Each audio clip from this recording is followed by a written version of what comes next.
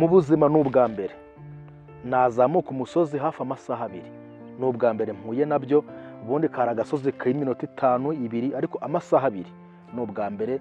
Nishimiye kugera kuri top, kandi ikindi cyanshimishije kurushaho nuko umwana wanjye niwe munyarwanda wa mbere ugeze kuri top afite amezi 5.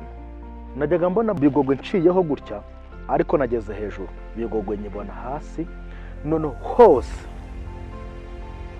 ni igihugu, ni ahantu heza cyane, ni ukuvuga ni ahantu h'icyatsi, ni ahantu h'icyatsi twakunze twishimiye. Kandi umuntu utaragera mu Bigogwe, reka mbivuge neza, niho hantu hanyuma ushigaje kugira ngo uvuge ati byibuze nageze ahantu heza nyaburanga.